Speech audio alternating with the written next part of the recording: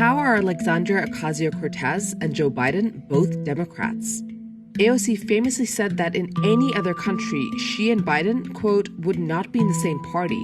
And yet, in the United States, they are both under the Big Tent Democratic name.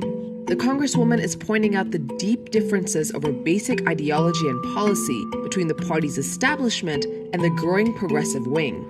The Democratic Party is a center or center conservative party.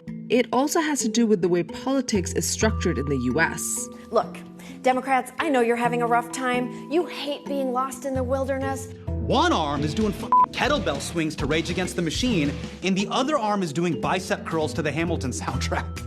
Today, it seems the main thing Democrats can agree on is that they need to beat Donald Trump. It's like in the sci-fi movie where everybody's fighting on Earth, but the only thing that can unite humanity is an alien invasion. So what are you voting for when you vote for the Democratic Party? We're going to look at the ideological rift among Democrats and what the future holds for the Blue Party. First, let's take a look at who's voting for the Democrats. 40% of the Democratic Party electorate is non-white. By contrast, 17% of the Republican Party electorate is non-white. The Democratic Party voters are also generally younger. 53% of millennials identify with Democrats, and 56% of women voters are leaning towards the Blue Party. But what are they voting for when they cast their ballot for the Democratic Party? Well, it depends on who you ask. Broadly speaking, there are two ideological camps within the party. There's the AOCs and Sanders versus Pelosi's and Biden's.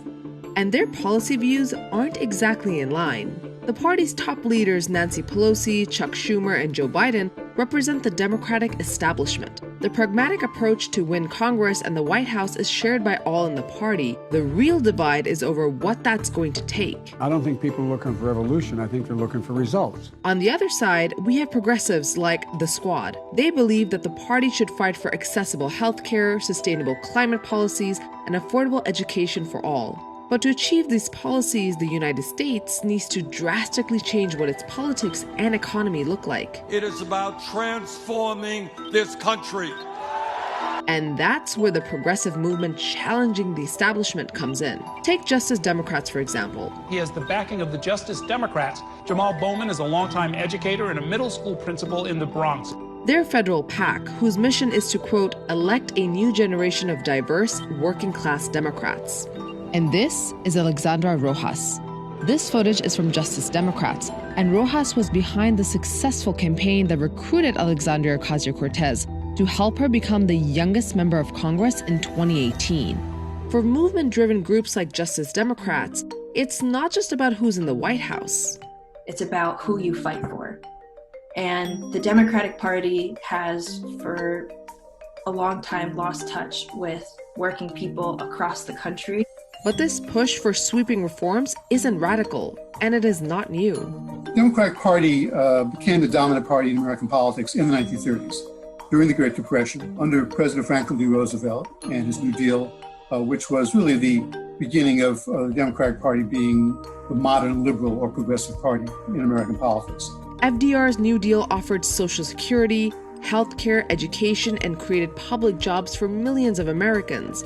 It basically saved the U.S. during the Great Depression. There's always been since the 1980s especially, there's been a sort of hunger by progressive Democrats to run a more progressive candidate for president and hopefully get that candidate nominated and elected. One example is Reverend Jesse Jackson, a leading figure in the civil rights movement. Jackson in 1988 ran on a program that was not so different from the kind of program Bernie Sanders ran on this year. He supported national health insurance for all. He was very supportive of labor unions. He wanted a much cheaper college for Americans. He wanted a housing program. He wanted to tax the rich much more. But when the Democrats came into power via Bill Clinton in the 90s, things changed. Clinton was part of the so-called New Democrat wave, which helped turn the Democratic Party into one based on Wall Street economic thinking. Wall Street has a critical role to play in fulfilling Dr. King's dream of opportunity for all Americans. But since 2016, the progressive movement, galvanized by Sanders' presidential campaign, has been gaining momentum. Both Bernie and AOC have also shown how campaigns can be successfully funded using social media and small donations. The movement attracted a whole generation of Americans who feel the Democratic establishment offers them no hope for the future. Today's young people are the first in U.S. history who will be poorer than their parents. So many say they want major reforms to change the party's status quo. Whether you look back at abolitionist movement, the civil rights movement, the labor movement, the gay rights movement, there has always been pushback against these more progressive, universal ideas until they get implemented. And so I think tension, at least within the Democratic Party, is, I think, not only healthy, it's necessary for us to truly strive to be what we say we want to be as a country and as a party, to be truly living our values. But despite the influx of progressives and the push to move the Democratic Party to the left, We don't have a left party in the United States. The Democratic Party is not a left party.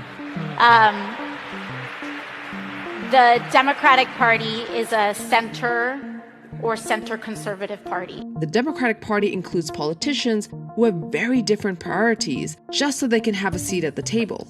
More moderate and conservative Democrats still want to make sure the party can win a very big majority by appealing to those who are to the right of the center of the Democratic Party, often vote for Republicans, like Donald Trump most recently, whereas the left wing of the party has always wanted to enlarge the electorate to win over many non-voters, especially young voters, especially voters of color, Black, brown, Asian American voters, who they think will be attracted much more to a more progressive left-wing platform. As a result, the establishment and progressives differ on many issues. For example, when it comes to healthcare, progressives are calling for universal coverage through a government-run system, or Medicare for all. But the establishment is by and large against a single-payer system and wants to keep private health insurance.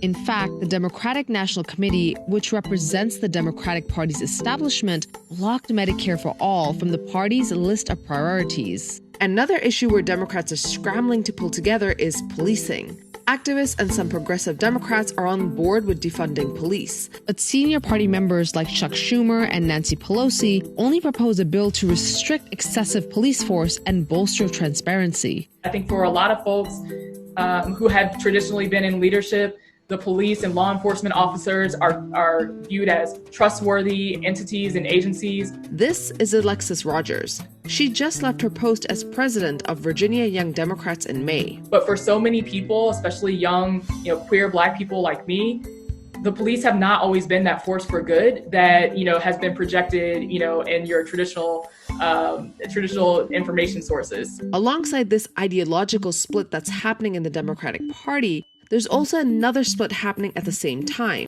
a generational one. Like Rodgers, more new and younger faces are running for seats in Congress, state legislatures, and city halls. For a lot of young people, we believe that the system is fundamentally broken. It's not working for people. And in order to fix the system, we have to make large structural changes to redo it in a way that actually serves working people, serves communities of color. So where are we today? Because the two-party system is dominant, progressive activists have chosen to work within the Democratic Party at the grassroots level. Basically, they're pulling the party leadership to the left on policy issues. The Biden campaign, I think, very shrewdly has made itself open to more left-wing demands. Biden especially appeared to have warmed up to the Green New Deal. Joe Biden, just to give a metric of where the Democratic Party is going, started off this race saying, we're going to do something by 2050. That was his climate plan. Recently, after lots of task forces like AOC was on one, our friends at Sunrise were on one, he is now at 2035. But for many progressive groups, reshaping the Democratic Party isn't just about the presidency in the long run. It's about where the party's going ideologically and ultimately what the party stands for. I think it is imperative that we defeat Donald Trump. It is also imperative that we hold all of our elected leaders accountable, no matter what party they're in. And that's where I think we have not been doing as a Democratic Party.